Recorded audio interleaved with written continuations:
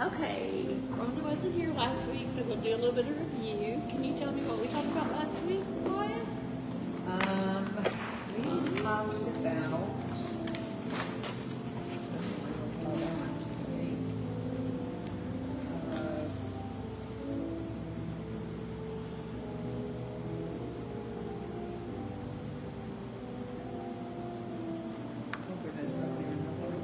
apostles, prophets, and Jesus Christ. Okay, we're built on the foundation.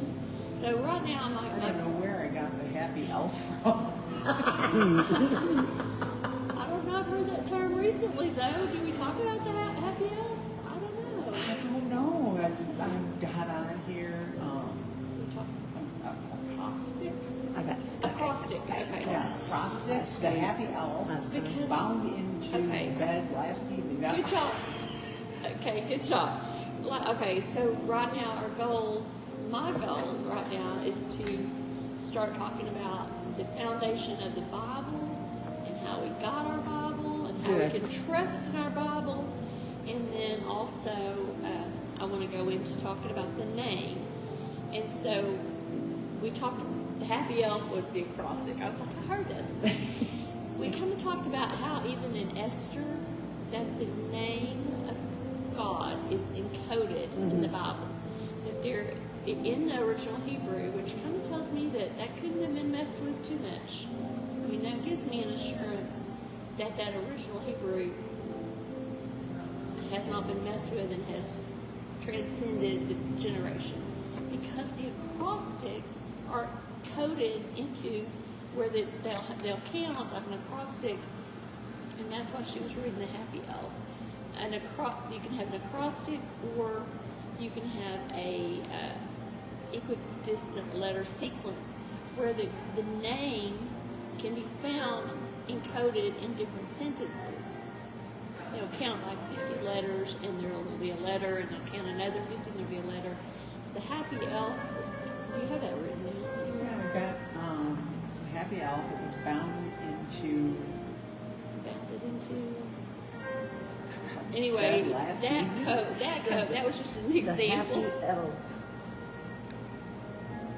It's something about bounding into bed. Yes, Yeah, that's what I got. Bound into bed last evening. B-I-B-L-E. right. That's it. The code, I was giving them an example of a code, which she got it right away, that the first letter of every word is spelled Bible. Well, that's an example of a code. I don't know if you've ever heard of the Cherokee code breakers. The code talkers. Or they were actually called wind talkers. Yes. Yeah. So, coding, that happens all the way through the Bible. So we talked a little bit about that, and probably won't go into all that because we just be reviewing all of it. But, I need this. I've been wanting to. but it's pretty cool because there's several different places in the Bible, like in the book of Esther that we were doing. It said that, the name of God wasn't in that book. In fact, Martin Luther wanted to take the book of Esther out of the Bible because the name of God wasn't in there. But remember what Esther's name, not Esther, but Hadassah, remember what it meant? Do you remember that? Mm-hmm. It meant Hidden. hidden. And so in the book of Esther, the name of God, she was hidden.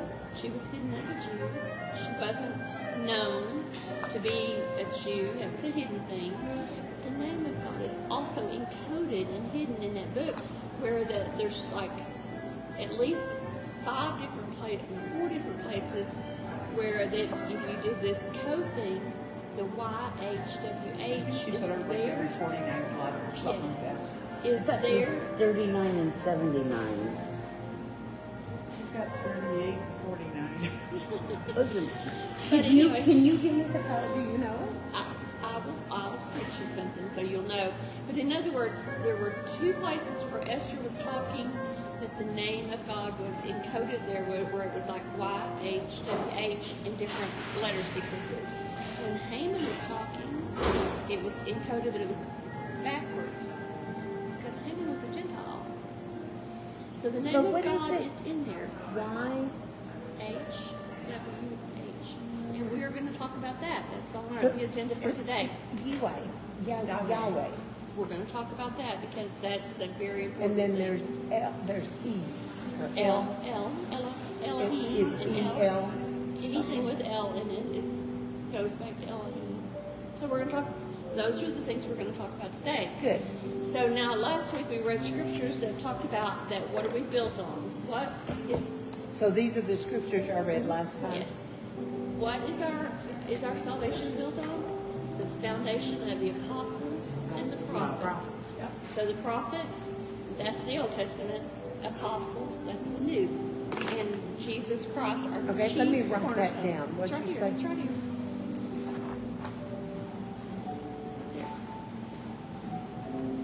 There. And then the next one just talks about the things that were written in the Old Testament. They were written for our learning.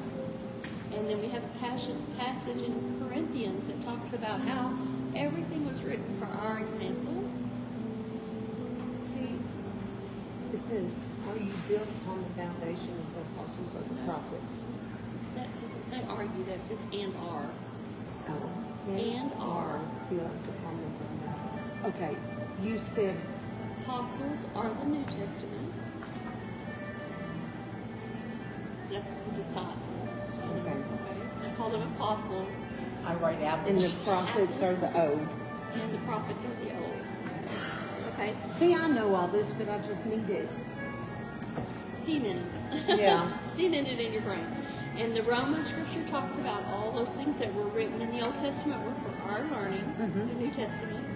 And then Corinthians says, let's see. Read. Corinthians 10 and 11.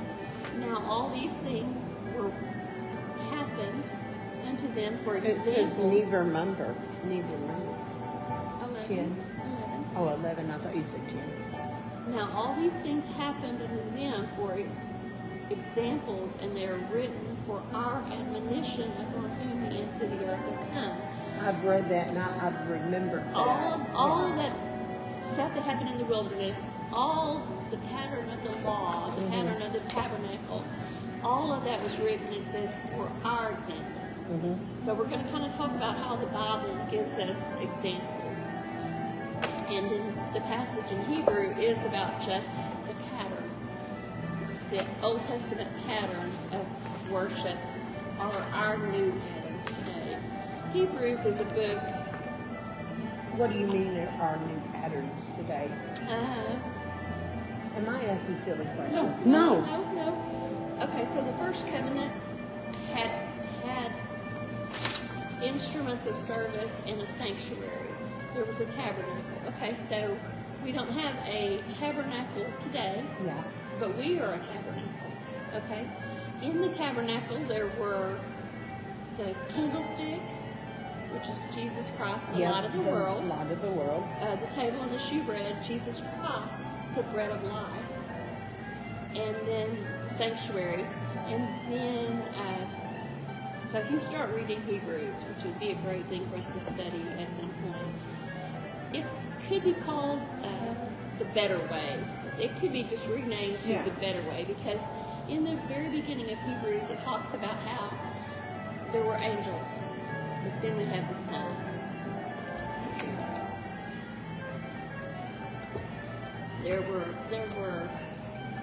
There was the high priest, but now we have the Son. There was the Lamb to be slain, but now we have the Son. Yeah. So, in other words, everything in Hebrews is explaining to them. All that stuff was a pattern of the New Testament church. Brittany's calling me. Rebecca, can you text Brittany and tell her my phone is recording? And I can't answer her. So that's this.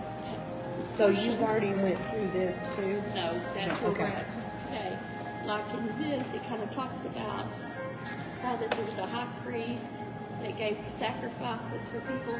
And now we have Jesus Christ. He's the one who gave the sacrifice. Yeah. And And he revealed to me what the Sabbath was.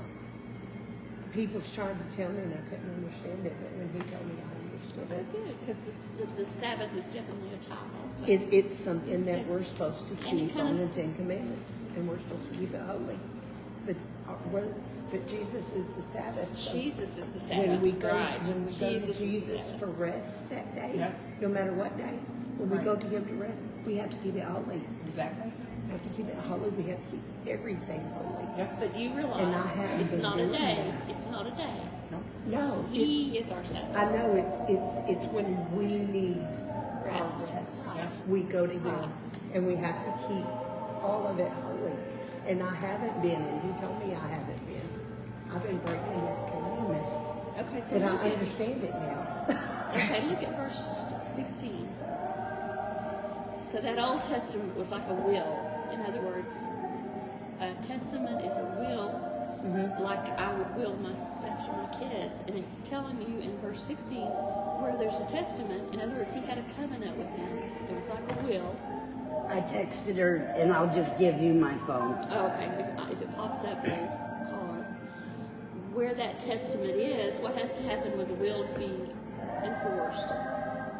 What happens for the will to be over? You have to have the death of the testator. So God made a covenant, And that was Jesus. and that was Jesus Christ. And when he died, that covenant passed away. So that's the pattern. That's kind of what the pattern is showing you that all that stuff in the Old Testament was a pattern. Yeah. Okay? So now we're to the new, today. It was just too hard for them to do. Oh, she's calling. It was just too hard for them to do the law without God's Spirit, because only the high priest once a year could go in front of God. How can you live without him? And that's what they were doing. Yeah. And it was just too hard. Oh, I'm sorry, I didn't know we was recording.